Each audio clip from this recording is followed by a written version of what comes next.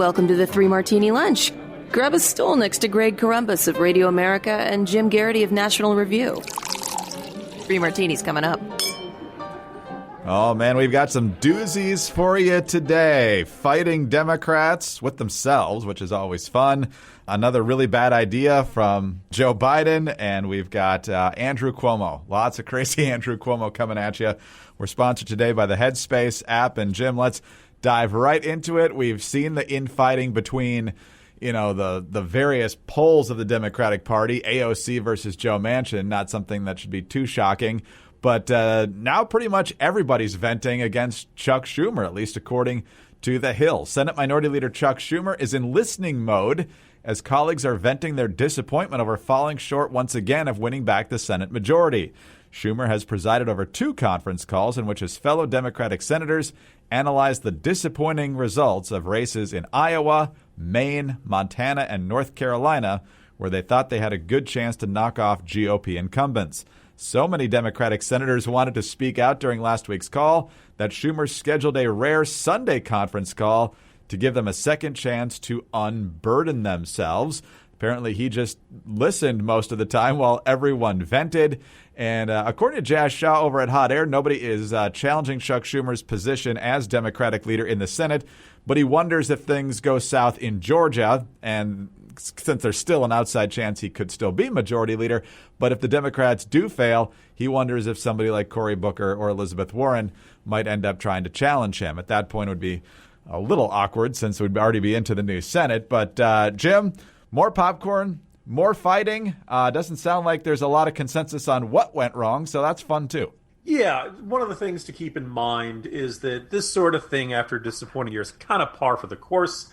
Everybody's always convinced the party didn't spend enough money in my state. That's normal. But I think you can genuinely make a strong argument that to the extent Democrats thought they had a shot at winning the Senate, and I guess they still do have a possibility of a 50-50 state, but they thought they were going to have a big year, in part because they talked themselves into believing they had a chance of winning in some traditionally very red states. We talked about Jamie Harrison in South Carolina, the open seat race in Kansas.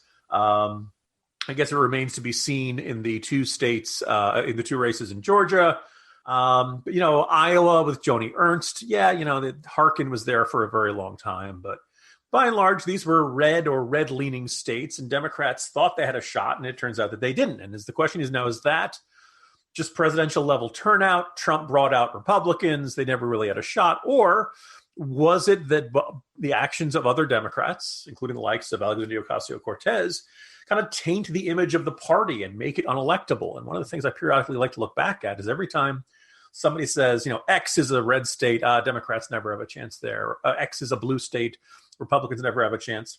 Go take a look at the governor's races. Go take a look at some of these races and see how far back it was. Yeah, in some cases, like ironically, Georgia, it had been many, many years. Texas, it's been many, many years. But, Tester is in Montana. It wasn't that long ago that the Dakotas had 4 Democratic senators, and Tom Daschle was from South Dakota. Democrats probably should be asking themselves, if the coming battlefield, so to speak, if the coming territory that we want to win over and win back, that will be vital to having a Senate majority, is the middle of the country, and is going to be states like Wisconsin. It's going to be states like Pennsylvania. It's going to be states like, I guess Ohio is up there, Florida again. Portman and Rubio do not look like, easy guys to knock off, but stranger things have happened. Does it help to have the House, the Senate Speaker of the House be from not just California, but San Francisco, and to have the Senate Minority Leader be from New York?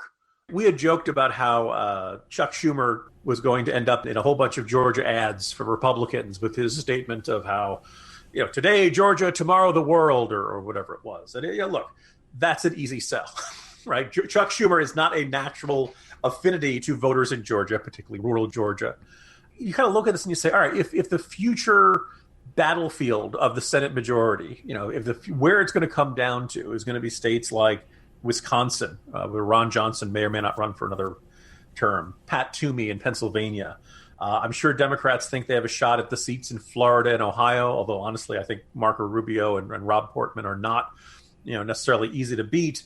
does it help you to have a Chuck Schumer as the face of your party? Or would you be better off with somebody? I mean, he's not our favorite, but if you give me a choice between Chuck Schumer or Mark Warner, I think Mark Warner is a much easier sell than Schumer is. So look, we'll be interested to see.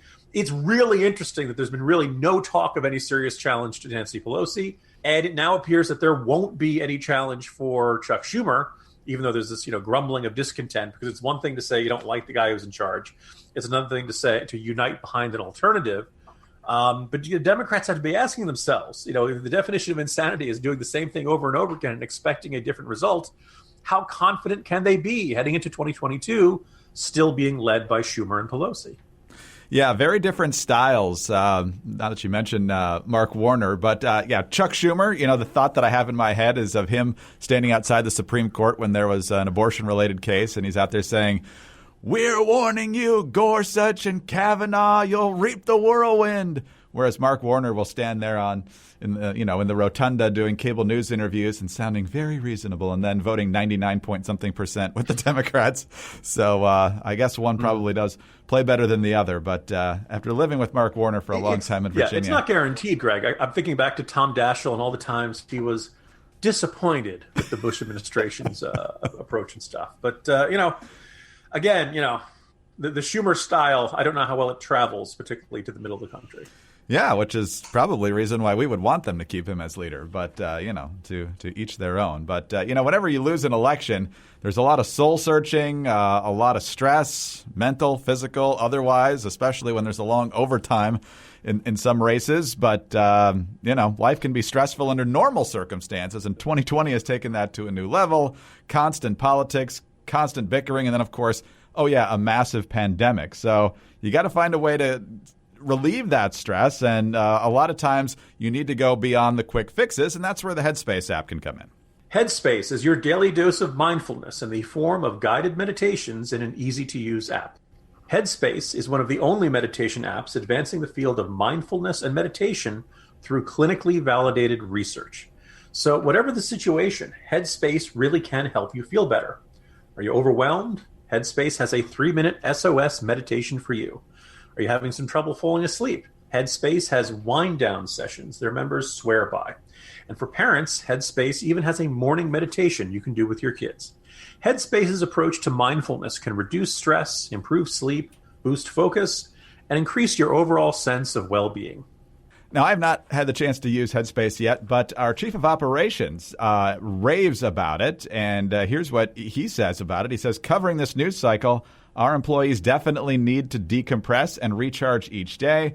Many in our team use Headspace to refresh their minds, flushing out the daily buildup of conflict, chaos, and worries that drag all of us down. It makes them sleep better at night, and they're more focused during the day, and they feel better, which we all need in a year like 2020. Headspace is backed by 25 published studies on its benefits, 600,000 five-star reviews, and over 60 million downloads. Headspace makes it easy for you to build a life-changing meditation practice that works for you on your schedule, anytime, anywhere. So you deserve to feel happier, and Headspace is meditation made simple. Go to headspace.com/martini. That's headspace.com/martini for a free 1-month trial with access to Headspace's full library of meditations for every situation. This is the best deal offered right now. Head to headspace.com/martini today.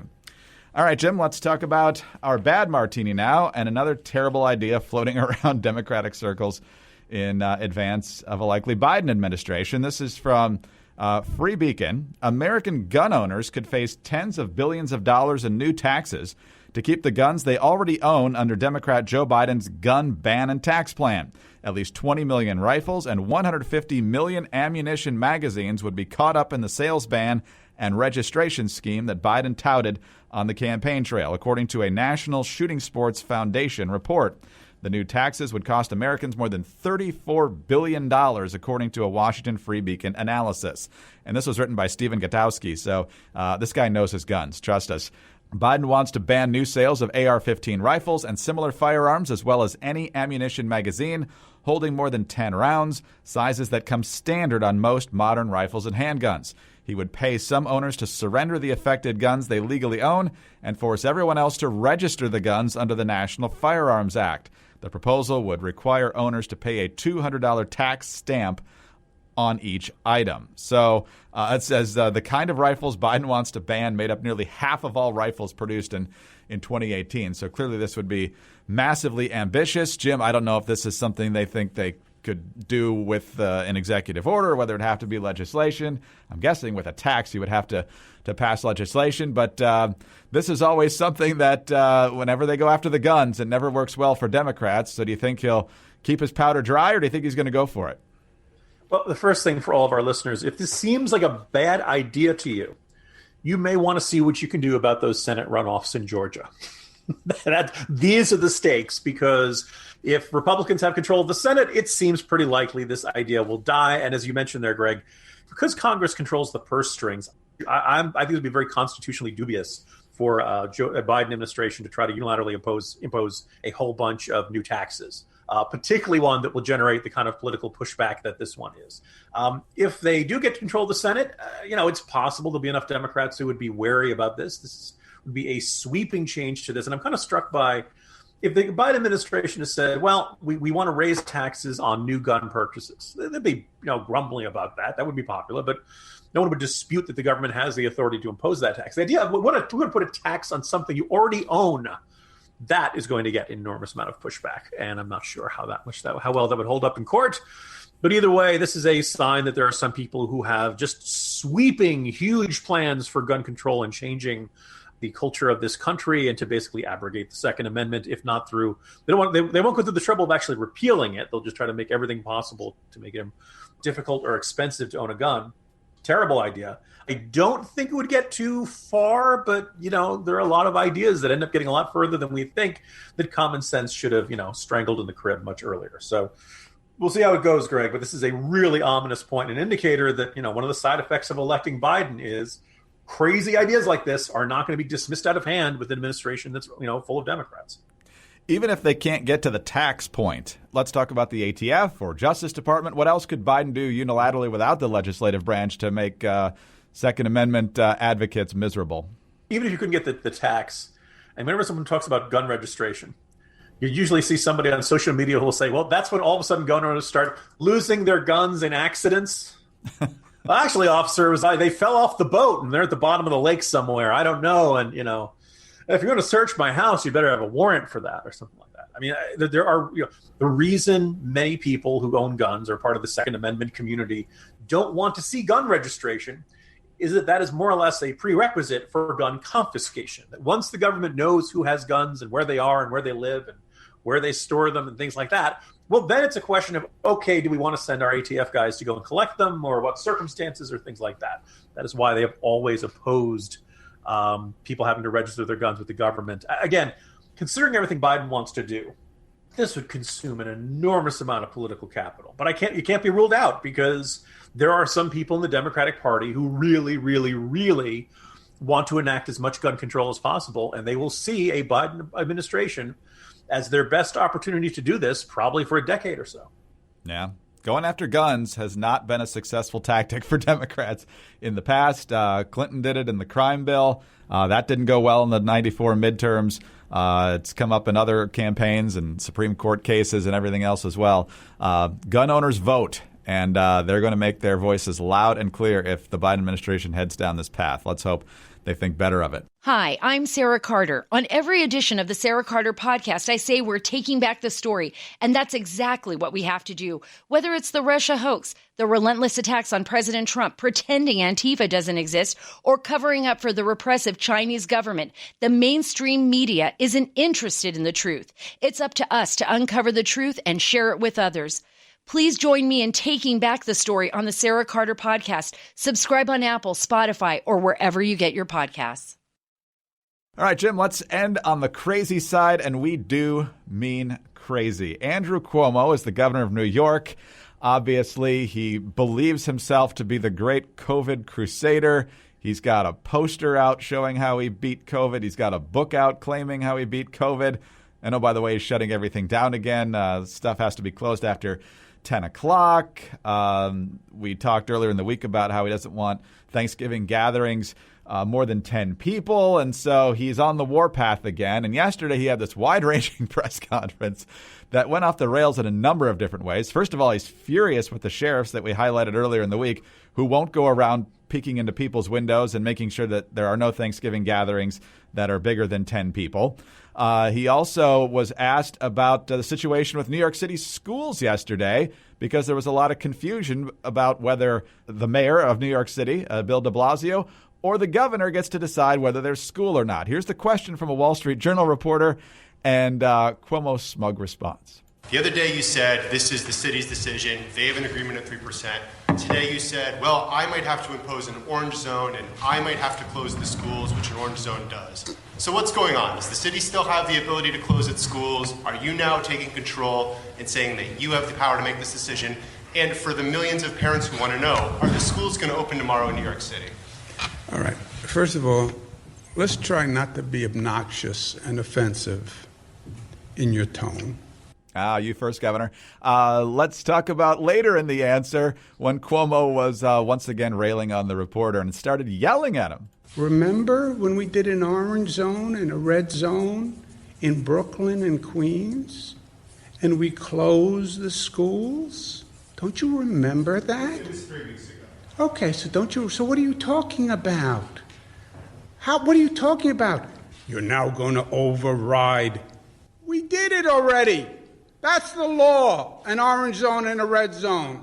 Follow the facts. I'm still confused. Well, then you're confused. I'm confused. And then I'll tell you what, Jimmy. Parents are still confused as well. The schools in New York they're not City confused. tomorrow. You're confused. Oh, that's always a winning political argument. Jim, it reminded me of the dueling PA announcers at the beginning of the Airplane movie with the white and the red zones for loading and unloading. I don't know what's going on with the zones in New York City. But the funny part is that Cuomo then yelled later on, yes, the schools are open tomorrow. And then we found out, actually, they're not open tomorrow because de Blasio closed them. So guess who was right in that whole exchange? And then later, as it pertained to COVID, Andrew Cuomo is firmly of the discussion that if you do everything you should, that he wants you to protect yourself, you couldn't possibly get COVID. And if you did, it's your own fault. And just to make it very simple, if you socially distanced and you wore a mask and you were smart, none of this would be a problem. It's all self-imposed. It's all self-imposed. If you didn't eat the cheesecake, you wouldn't have a weight problem. It's all self-imposed. What a winner this guy is, Jim. What do you make of all this? So, Greg, I am not a psychologist, but that won't stop me from pretending to be one. And, if you had to say, wow, what, Cuomo's always had some arrogance. He's always had a bit of a temper. He's always been, bristling towards anybody who questioned him. But what caused that? I mean, that was a pretty emotional meltdown in front of the cameras and really hostile to the reporters who are asking entirely reasonable questions. And if I had to guess, Greg, it's almost like you've, taken this victory lap. You've portrayed yourself as the hero. You've even gotten into the merchandising aspect of celebrating your victory over the coronavirus. You've written the book about how you beat the coronavirus, et cetera, without actually beating the coronavirus. And at this moment, things don't look good in the state of New York. They don't look good across the whole country. But it's kind of interesting. You're wondering about how things are going in New York State in the last 2 weeks. Cases are up 119%. Deaths are up 82%. Hospitalizations are up 66%. It's not as bad as it was in March and April, but let's face it, March and April were really, really, really bad. And now they're about half of how bad things were in March and April. And the line is going in the wrong direction. Does this mean the states could go through another ordeal like the spring? Lord, we hope not. But if you're Andrew Cuomo and you've basically spent the last couple of months saying, I'm the role model, I knew what I was doing, I'm exactly what every other governor, look at these, look at how much CNN loves me. It has nothing to do with the fact my brother works there.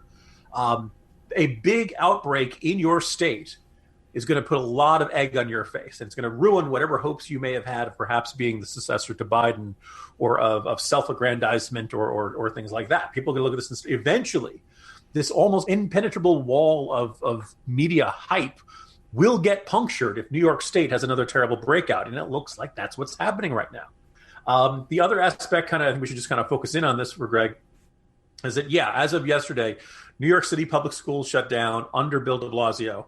And whether you like that decision or you don't like that decision, and a whole bunch of people don't like that decision. First of all, you're going to hear a lot about this because so many members of the national media live in New York City. Some members of the media who send their kids to private schools, but most private schools cost you a pretty penny, and a whole bunch of them send their kids to public schools in New York City.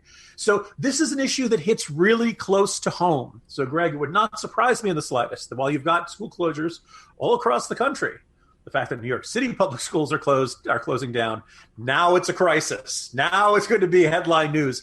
And admittedly, it's been a pretty crowded news environment for much of the year.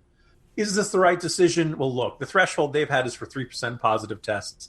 A lot of people say that's really low compared to where things are in the rest of the country. And you look at all around the rest of the country, and in fact, around the world, Europe has its share of problems regarding the increasing in cases and hospital capacity and all of that. But they've managed to keep the schools open for a good stretch through all this. People are pointing out that, wait a second, schools are closing in New York City, creating enormous problems for all kinds of families because there is no other place you have to stay home with your kids. People have jobs where they have to be at. They can't work from home. But also right now in New York City, bars are open, indoor restaurants are open, or gyms are open. So a couple people had said, hey, can we teach the kids inside the bars, restaurants, or gyms? Is that an option?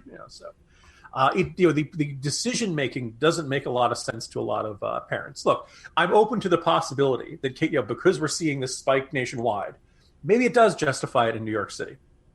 Maybe it makes sense if you've been going for full-time to go down 2 days a week. If you've been doing 2 days a week, maybe it makes sense to do it 1 day a week. But first of all, you got to give your parents as much warning as possible. You can't spring it on them late at night. And it makes the state and the city look like amateur hour when Cuomo and de Blasio are going out giving completely contradictory messages. And if there's any good news about this is that you saw people who are not conservatives by any stretch of the imagination, not Republicans by any stretch of the imagination, but they looked at it yesterday and they said the entire political structure of New York City and state needs to be torn down and rebuilt from the ground up. If you want to say that the New York State and New York City are being terribly run, you can say that. But you can't say it's the fault of Republicans, now can you? No, it's not. So I'm sure all the families of those folks in the nursing homes loved to hear Andrew Cuomo say, it's your own fault if you got it, when he's the one that ordered the nursing homes to take back COVID-positive patients. So this guy's unraveling. Like you said, it probably is because the numbers are up and it makes his personal narrative far less plausible. It wasn't all that plausible in the first place, given the toll that the virus took in the first couple of waves there. But he's becoming more unhinged all the time, and more people are noticing, including those who aren't on the right. So anyway, there's a silver lining out of all of this. Hopefully it's that his political star is tarnished. On that happy note, Jim, I'll see you tomorrow. See you tomorrow, everyone. Jim Garrity of National Review. Also remember Jim's new book, Hunting for Horsemen, is now out. You can order that in a variety of places. I'm Greg Corombos of Radio America. So glad you were with us today. Please remember to subscribe to the 3 Martini Lunch podcast. We love to see your 5-star ratings and your kind reviews. You can also get us on those home devices. All you have to say is play 3 Martini Lunch podcast. Have a great day, and please join us Friday for the next 3 Martini Lunch.